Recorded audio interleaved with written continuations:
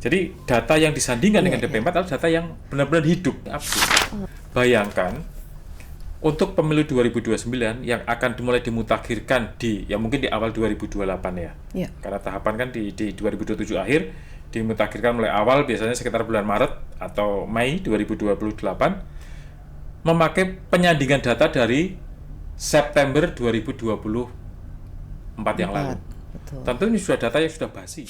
Di beberapa negara namanya daftar pemilih itu mau pemilu mau tidak pemilu, orang bisa tahu. DPT misalnya di Kanada per hari ini berapa? Karena di sana juga ada pemutakhiran berkelanjutan terus. Di banyak negara sudah memakai kontinuen.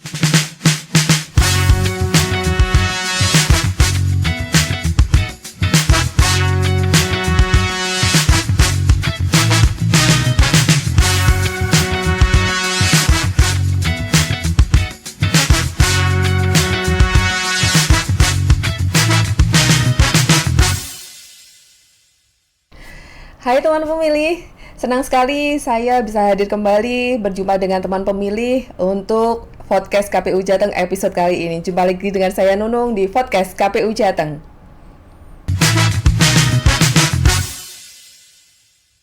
Teman pemilih, untuk podcast KPU Jateng episode kali ini kita akan berbincang dengan salah satu pimpinan Komisi Pemilihan Umum Provinsi Jawa Tengah. Langsung saja kita temui beliau. Beliau merupakan Ketua Divisi Data dan Informasi Komisi Pemilihan Umum Provinsi Jawa Tengah, Bapak Paulus Widiantoro. Apa kabar Bapak? Baik Mbak Nunung, sehat. Sehat ya, senang sekali, semakin segar. Iya. Semakin banyak waktu untuk diri sendiri tentunya. Iya, lumayan ada jeda waktu kita bisa berolahraga, Tuh. bisa lebih refresh lah. Kalau kemarin tahapan dari pagi sampai pagi. Iya, yang waktunya tentunya masih terus ini ya Pak, kejar-kejaran, dan sekarang sudah agak longgar. Ya, minimal sekarang punya waktu olahraga gitu aja, biar segar. Itu yang harus dijaga, kesehatan yang utama saat ini tentunya. Tapi kalau berbicara tentang tugas yang Bapak ampu, sepertinya nggak ada habisnya ini Pak, terkait dengan data pemilih kita. Dan kita hari ini akan sharing bersama dengan teman pemilih apa saja yang dilakukan oleh KPU Provinsi Jawa Tengah di luar tahapan tentunya. Dan tentunya yang diampu oleh Bapak adalah terkait dengan data pemilih. Nah, di luar pemilu dan pemilihan nih Pak, KPU ini masih ada pekerjaan apa lagi nih sebenarnya Pak? Iya, terima kasih Mbak Nunung ya. Jadi divisi Datin, Data dan Informasi, kami punya slogan bahwa data itu adalah darahnya pemilu. Jadi dia akan mengalir ke seluruh aliran tubuh manusia, darah itu kan. Nah inilah darah itu mengalir ke semua aliran pemilu. Apa maksudnya? Jadi semua tahapan pemilu, perencanaan pemilu, logistik maupun personel menunggu data dari daftar pemilih kita. Betul. Berapa jumlah TPS-nya? Itu kan melihat ada berapa pemilihnya. Sekian TPS. Mau logistik itu juga nunggu berapa pemilihnya, berapa TPS-nya. Jadi semuanya di situ. Nah, karena itu memang data pemilih ini suatu yang memang harus disiapkan secara matang. Nah, KPU sejak tahun 2020 mengubah sistem pemutakhiran data pemilih. Kalau dulu menganut sistem predict list, jadi daftar pemilih diolah, dimutakhirkan dan ditetapkan pada periode tertentu, mau pemilu aja. Betul mau pemilu legislatif, kalau dulu pilpres terpisah tuh, mau pilpres, mau pilkada, itu ditetapkan. Setelah itu ya sudah didiamkan. Update-nya hanya menjelang sampai nanti menjelang itu siap lagi. Nah, semenjak 2020 KPU sudah mengubah mazhabnya dari periodic list menjadi continuous list. Jadi daftar pemilih adalah continue terus. Setelah pemilu selesai, setelah ditetapkan pemilunya selesai, tidak didiamkan, tapi dimutakhirkan terus, yang disebut dengan PDPB, pemutakhiran data pemilih berkelanjutan. Jadi setelah tahapan pilkada ini selesai, divisi data tidak ada istirahatnya. Kita tetap memutakhiran data. Jadi data ini tidak sudah selesai DPT, enggak. Kita mutakhirkan terus sampai nanti menjelang tahapan pemilu, artinya persiapan untuk pemilu 2029. Masih jauh ini Pak berarti? Ya, itu kan nanti akan dimulai tahapannya di 2027 ya. Betul. Nah, dari 2025 ini sampai 2027 pertengahan atau akhir, ini kita masih ada PDPB ini. Jadi nanti DPT kemarin kita misalnya 28.463.64.000 sekian, besok bisa berubah, sudah menjadi berapa? 28.600.000 atau 800 berapa? Itu nanti kita bisa ketahui calon DPT kita. Sehingga nanti ketika disandingkan dengan DP4, ini bukan data lama, tapi data yang real yang sekarang ini. Sebenarnya kalau misalnya data itu kan dari Kementerian Dalam Negeri sudah disiapkan untuk DP4 ya Pak, untuk menjelang pemilu maupun pemilihan. Ini kan sebenarnya pemerintah ada upaya untuk update data.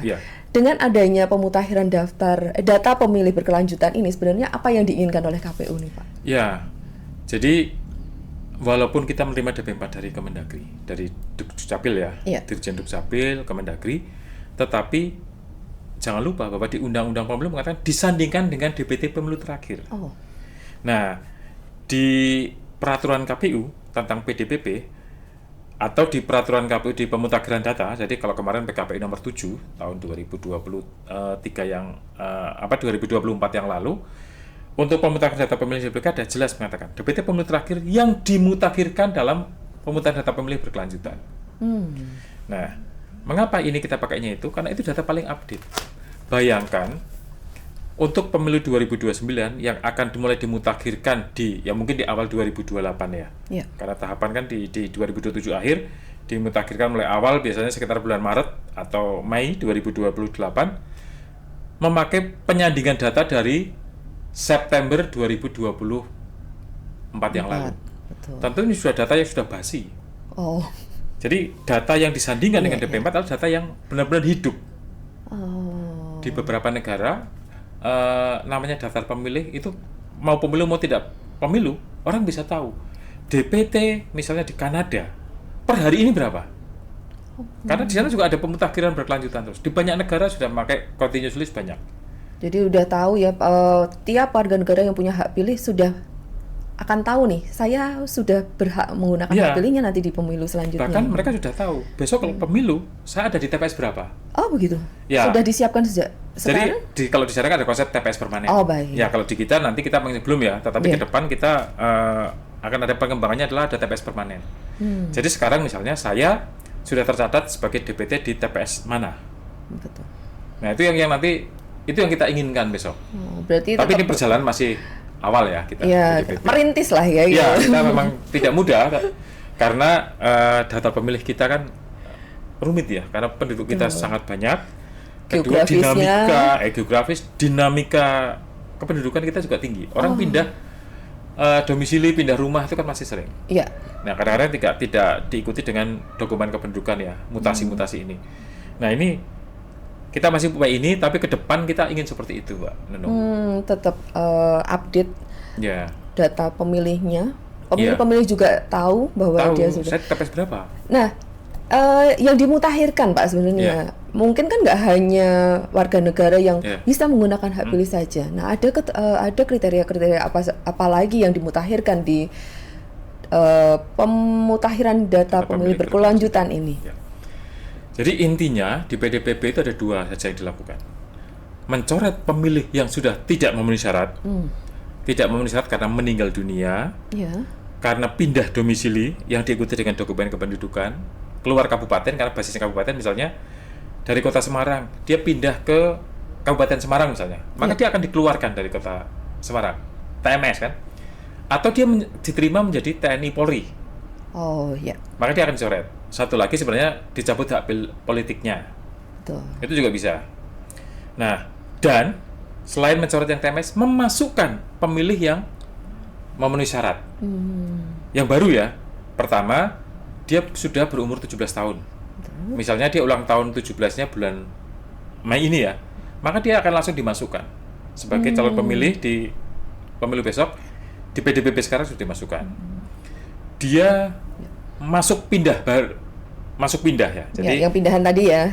Misalnya dari Rembang pindah ke Kota Semarang gitu. Maka dia akan dimasukkan di sini. Langsung dicatat. Apa tadi ya, dari Kota Semarang ya pindah ke Kabupaten Semarang. Di sini dicoret, di Kabupaten Semarang akan dimasukkan. Atau dia pensiun dari TNI Polri pada periode ini. Nah, itu dimasukkan. Jadi ada intinya mencoret yang tidak memenuhi syarat dan memasukkan yang memenuhi syarat yang belum masuk dalam DPT kemarin. Berarti kalau misalnya pemilih pemula nih Pak, Ya. pemilih pemula kan mungkin kan belum punya pengalaman Ya. atau mungkin ini pengalaman pertamanya menjadi pemilih begitu. Ya. Di sebelum masa tahapan sudah terdaftar sebagai pemilih, dan tentunya harapan kita sih sebagai KPU tentunya ada kesadaran berpartisipasi nantinya di tahapan selanjutnya ya Pak ya. Ya, jadi harapan kita begitu. Jadi calon pemilih itu sudah tahu, saya sudah masuk sudah usia pemilih loh ya. Ya. Dan saya sudah dicatat di PDPB ini. Harapannya dia lalu mendapat edukasi bagaimana sih pemilu itu. Jadi sambil ini juga pendidikan pemilih yang dimulai sejak dini. Tentunya ini PR lagi nih buat KPU tentunya ya Pak ya. Iya, karena memang PR kita pemilu itu masih lumayan banyak. Banyak, iya betul. Walaupun kita cukup bangga dengan partisipasi yang tinggi dibandingkan dengan negara maju, tetapi kualitas demokrasinya ini yang masih harus kita naikkan. Betul sekali. Ya tentunya dibarengi dengan pendidikan-pendidikan yang lain, nggak melepas ini ya Pak, kerjasama dengan pihak lain tentunya. Ya tentu. PDPB ini juga tidak bisa lepas dari pihak lain. Apalagi kita harus sadar bahwa setelah tahapan selesai, kita tidak punya kepanjangan tangan sampai tingkat desa. Betul. Jadi hanya ada tinggal KPU kabupaten kota. Ya. Kita tidak punya PPK, tidak punya PPS, apalagi Pantarlih, sama kita nggak punya.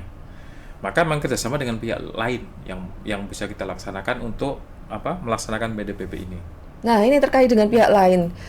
Ada ikut serta atau peran dari pihak lain untuk mendukung mekanisme-mekanisme yang ditempuh oleh KPU nggak sih Pak untuk untuk mendukung PDPB ini? Ya, bahwa secara normatif KPU sudah menjalin kerjasama dengan Kemendagri. Ya. Artinya data konsolidasi kependudukan per 6 bulan akan diserahkan dari Dirjen Dukcapil kepada KPU RI. 6 bulan. Per semester ya, per semester akan diserahkan dan nanti itu menjadi bahan PDPB ini. Tetapi di luar itu kita juga harus proaktif karena kita nggak bisa mengandalkan itu yang 6 bulan sekali, tetapi kita harus dapat data tiap bulan. Maka kawan-kawan kabupaten kota yang melaksanakan PDPB ini dia juga didorong untuk kerjasama. Siapa saja yang bisa? Yang pertama tentu Dinas Pendidikan dan Kemenak. Kita meyakini bahwa untuk Jawa Tengah ini 99% sekian ya anak usia pemilih yang mau 17 tahun ada di lembaga pendidikan. Baik itu SMA, MA atau pesantren. Di lembaga-lembaga itu mereka terbagi di sana. Nah, mereka punya Dapodik, data siswa didik itu. Nah, ini yang kita jalin kerjasama. Lalu juga kita kerjasama dengan TNI Polri. Kan kita tanya tahun ini siapa sih yang masuk keterima menjadi TNI? Kan setiap tahun ya mungkin ada 2-3 kali atau 4 kali mungkin ya rekrutmen TNI Polri kan. Nah, ini yang kita mendapatkan siapa yang masuk ini. Lalu juga siapa yang pensiun. Nah, itu data itu. Lalu juga mungkin kita juga bersama dengan dinas sosial atau pemerintah desa untuk data orang meninggal, ya kan? Kan kita harus kita coret. Mungkin dinas sosial atau dinas desa itu. Nah, kita mengandalkan jaringan mantan penyelenggara. Kita kan punya mantan PPK, mantan PPS. Kita sudah minta kepada kawan-kawan kabupaten kota untuk mempertahankan grup-grup mantan penyelenggara ini. Karena militansi mereka luar biasa kemarin. Betul. Kesetiaan mereka, jiwa volunteernya luar biasa, dan ini mereka mengatakan masih bersedia membantu KPU untuk data itu. Luar karena biasa, kebanyakan walaupun tidak saya tidak tahu angka pastinya ya, mantan penyelenggara ini banyak yang perangkat desa. Artinya mereka banyak punya informasi itu, iya. data kematian atau pindah baru atau pindah keluar, itu yang nanti dikolek oleh kawan-kawan KPU Kabupaten Kota untuk menjadi bahan PDPB ini, Mbak Nung. Berarti ada upaya menjemput bola dari KPU, tentunya dengan bantuan dari banyak pihak itu tadi. Tapi ini Pak, mungkin yang mengalami kejadian sendiri ada peluang nggak Pak untuk melaporkan diri, bukan melaporkan diri ya Pak, memberikan informasi langsung kepada KPU begitu? Iya. Secara mandiri, kawan-kawan KPU Kabupaten Kota sekarang sedang membuat aplikasi-aplikasi yang sederhana melalui HP yang nanti bisa diakses orang untuk melapor warganya, keluarganya, saudaranya atau kawannya. Misalnya lapor, anak saya sudah berumur 17 tahun pada bulan ini. Atau tetangga, saudara ada yang meninggal. Kemarin masuk pemilih meninggal. Itu bisa ada. Tetapi bisa juga dengan lapor diri. Jadi di semua KPU kabupaten kota mereka membuat posko, membuat helpdesk juga atau desk untuk orang bisa lapor. Berarti langsung datang ke perubahan kantor, data pemilih tadi, ya. langsung Bisa mendatangi ke KPU begitu? Iya, supaya didata. Dan kawan-kawan juga akan aktif melakukan sosialisasi ke sekolah-sekolah, mungkin ke kelompok masyarakat terkait PDPB ini. Oh, berarti tidak hanya datang, tapi juga dengan inovasi-inovasi dari KPU Kabupaten Kota tentunya ya Pak. Iya. Ini Jadi sistem yang sudah ada beberapa yang besar saya punya aplikasi untuk orang melapor diri. Dengan HP saja, jadi sederhana, tidak perlu menginstal aplikasi, tapi dengan dia tinggal bisa ngechat, bisa melaporkan diri itu bisa. Yang sederhana yang bisa diakses oleh semua orang. Dan tentunya saya sih secara pribadi berharap KPU Kabupaten Kota juga bisa mensosialisasikan, mengenalkan sistem yang bisa mempermudah masyarakat untuk melaporkan kondisi-kondisi tertentunya yang ini ya Pak. Divisi Datin juga bekerjasama dengan kawan-kawan Parmas ya. Tentu mereka kan nanti pasca ini tentu punya program-program pendidikan pemilih kepada terutama ke sekolah-sekolah. Kita juga sedang dengan Parmas, tentu mereka akan ada KP Goes to School, menjadi pembina upacara atau mengisi nanti di materi PKN itu. Nah itu nanti juga disisipkan terkait dengan kawan-kawan Datin bisa masuk juga mensosialisasikan terkait aplikasi bagaimana mereka melapor diri ketika sudah masuk usia 17 tahun. Atau ada warga lain yang meninggal dunia. Tapi ini Pak, ada kekhawatiran nggak sih Pak?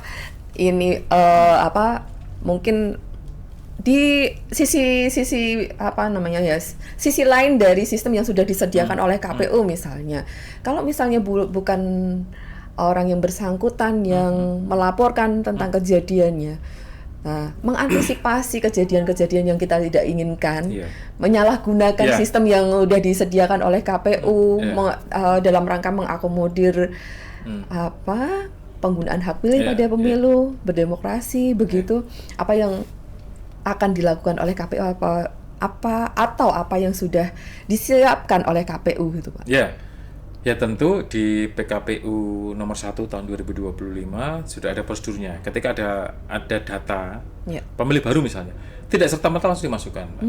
Tapi akan dicek dulu. Kita kan nanti ada kerjasama dengan Disdukcapil ya, tentu kita akan dicek. Kan ada elemen data yang juga dilengkapi, ada NIK, ada NKK, tempat tanggal lahir, keterangan disabilitasnya, itu akan dicek. Di sana kan kelihatan dia benar-benar penduduk situ karena kan dicek NIK-nya, dia aktif di mana kan. Oh dia udah masuk 17 tahun apa belum, itu dilakukan. Terutama kalau meninggal, itu juga kita akan cek lagi ke Disdukcapil. Benar nggak ini sudah ada akta kematian atau surat kematian minimal ke desanya, benar nggak? Jadi informasi itu pun tidak serta-merta kita eksekusi langsung, tetapi akan kita tindak lanjuti dengan penelusuran data. Berarti tetap dokumen resmi tetap harus divalidasi oleh KPU, oleh KPU. Ke pihak yang berwenang begitu? Tentu akan dikoordinasikan dengan Disdukcapil. Apakah benar ini data ini benar-benar sudah meninggal misalnya, orang sudah meninggal. Kita harus cek dulu. Minimal ada surat kematian. Untuk yang meninggal dunia. Minimal surat kematian. Kalau surat kematian cukup desa bisa yang mengeluarkan ya. Kalau akta itu kan nanti dari Dinas Kependudukan Catatan Sipil itu. Nah sehingga kita cukup sampai KD saja. Atau minimal ada dokumentasi misalnya, ada nisannya dan sudah benar-benar meninggalnya itu. Kalau kita menghati-hati, kita mencoret pemilih yang dilaporkan meninggal, memastikan bahwa itu betul. Nah kalau pemilih baru ya kan dengan dari data kependudukannya, cek NIK, kita akan punya akses ke cek NIK ya, kita bisa cek NIK sendiri, aktif masih NIK-nya, benar tanggal lahirnya, dia usia sudah 17 tahun, itu barulah kita masukkan. Langsung dicatat sebagai pemilih. Proses untuk mencari, kemudian mencatat di KPU Kabupaten Kota sudah dilaksanakan, mungkin udah berjalan ya Pak ini ya Pak berarti? Ya sudah berjalan kawan-kawan, sementara kita belum menerima data yang tadi dari Dirjen Dukcapil ya, yang 6 bulanan. kawan-kawan sementara ini masih hanya mengeksekusi kemarin dari dokumen hasil pilkada. Kan ada yang namanya DPTB. Ya. Jadi pemilih yang belum masuk dalam DPT tapi kemarin mencoblos menggunakan KTP elektronik. Ya. Artinya ini kan orang yang memang ada warga situ tapi kemarin belum masuk DPT.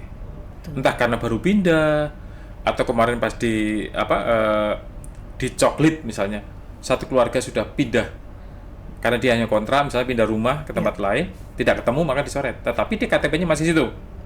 Nah itu masih bisa dimasukkan. Jadi sementara mengeksekusi itu lalu mengeksekusi data pemilih meninggal. Hasil pemeliharaan DPT dari penetapan DPT sampai dengan coblosan itu kan ada pemilih yang meninggal kemarin kan ditandai.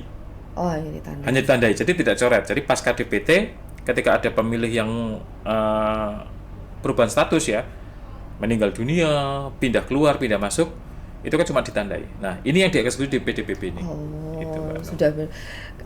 Kalau misalnya prosesnya itu sudah berjalan di KPU Kabupaten Ketah, memang sudah berjalan ya Pak. Iya. Ini data ini itu karena sistemnya kan KPU sudah punya KPU pusat tuh. Ya, Sidalih. Masih dalam Sidalih. Ya. Ini prosesnya Pak sampai tercara di Sidalih sudah update sesuai dengan kondisi gitu. Ya. Jadi ketika tadi data sudah didapatkan, sudah divalidasi, maka dieksekusi dimasukkan atau dicoretnya di Sidalih. Sistem informasi data pemilih ya. Ya. Nah, setelah itu terus nanti kabupaten kota akan melakukan pleno rekapitulasi secara terbuka setiap 3 bulan sekali. 3 bulan di KPU Kabupaten Kota. Kabupaten Kota. Jadi setiap 3 bulan mereka akan pleno rekapitulasi. Yang mengundang tentu Bawaslu, stakeholder ya. Stakeholder itu ada Dinas Kependudukan, Dinas Sosial, Dinas Pendidikan, partai politik, itu kan kita libatkan. Nah, hasilnya itu nanti akan dilaporkan berjenjang kepada KPU RI melalui KPU provinsi. Nah, mereka setiap 3 bulan, nanti di provinsi setiap 6 bulan kita juga akan melakukan rekapitulasi, pleno terbuka juga. Ada pleno terbuka di tingkat provinsi 6 bulan. Di provinsi 6 bulan. Baik. Lalu di tingkat nasional KPU RI juga akan melakukan pleno ini setiap 6 bulan sekali. Jadi setelah provinsi dilaporkan ke KPU RI dan KPU RI akan melakukan rekapitulasi secara nasional. Jadi setiap 6 bulan sekali nanti bisa tahu DPT hasil pemutakhiran data pemilih berkelanjutan di Indonesia itu berapa untuk semester 1, semester 2 itu kan bisa dilihat. Dan itu menjadi data resminya KPU. Data resmi yang nanti hasilnya dibuatkan SK. Surat keputusan KPU. Kabupaten kota per 3 bulan, provinsi per 6 bulan, dan KPU RI per 6 bulan juga. 6 bulan. Berarti meskipun tahapan masih panjang, tapi upaya untuk mengupdate pemilih tetap dilakukan oleh KPU secara berjenjang. Ya, jadi itu tadi, karena kita continuous list, maka continuous terus.